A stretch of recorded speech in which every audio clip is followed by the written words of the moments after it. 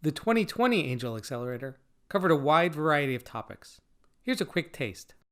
All right, we took, I think it was a week and a half to look at the realities of startups. And we talked about how there are millions of startups. Most of them don't get funding from angels or any other outsiders. We talked a bit about the valley of death. And it's really annoying for entrepreneurs to be stuck in the valley of death because they all think they have a great idea. They all think they have the best idea. And they are all upset at us for not just writing them a check already. We talked about where startup capital comes from, what stages that capital gets to play in, what scale that capital is. And then the second week, we dove into valuation. You found the company, you did the due diligence, you like them, you read through their financial model and everything else, and you still like them. And now you're ready to invest in them. How many shares do you get? We talked about how to improve pitches, right? Slide by slide, what's expected in a pitch, how pitches get improved, how they get put together by the entrepreneurs. And there was a breakdown per slide on what's expected on that slide, what you should be looking for on that slide, things to look out for that the entrepreneurs might be trying to hide from you. And we did that on a real pitch deck off of one of the old Fledglings. We went deep into financial reports. I pulled up actual financial reports from real companies, broke them down and explained why they're typically not sufficient for explaining how the business is doing. And I then went deeper on what a financial model needs to look like looking forward and how you can use that same format to look backwards. We took a look into the future, but we took the quote from Wayne Gretzky of "Be where the puck is going."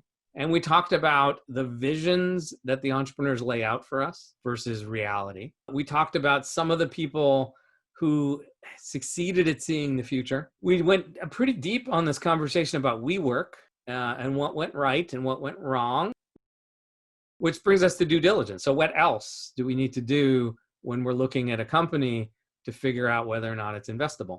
And here is a screenshots of the entire checklist of everything you need to do. And the punchline of this one was, am I really expected to do all of that work? Absolutely not.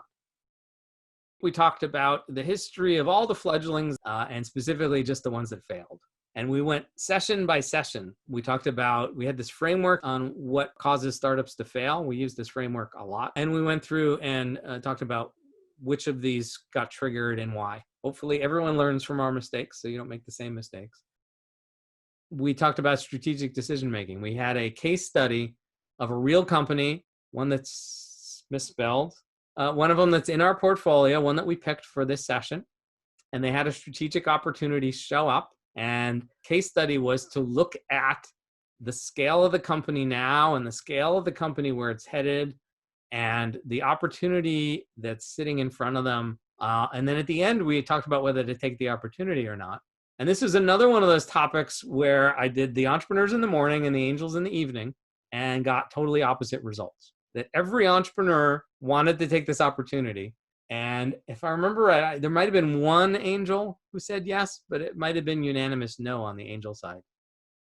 We talked about corporate forms. So we took a wonky week to go deep into not just why corporations exist, but what are they legally?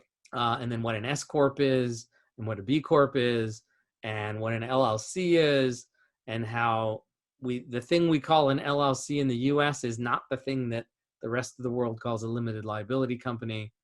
We talked about US parents of international companies.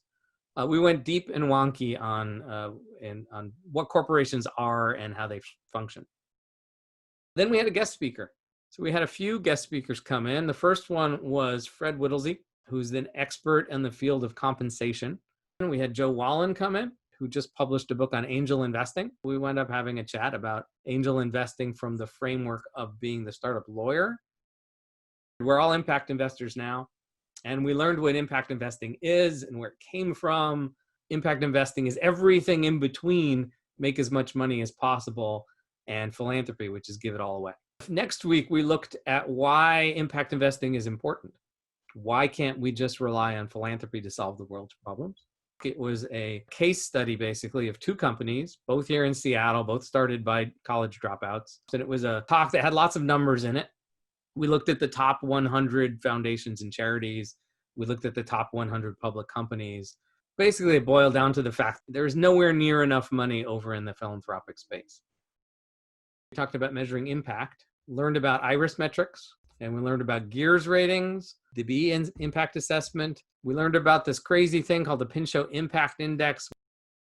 We did a week on the purpose of business. Why do businesses exist? What's the true purpose of business? We went back to the first shareholder company that existed in the Western world. Then we went deep into the Ford Motor Company. And there was a revolution in the Soviet Union. And if you missed this story, it's kind of interesting how the communist revolution influenced the Michigan Supreme Court.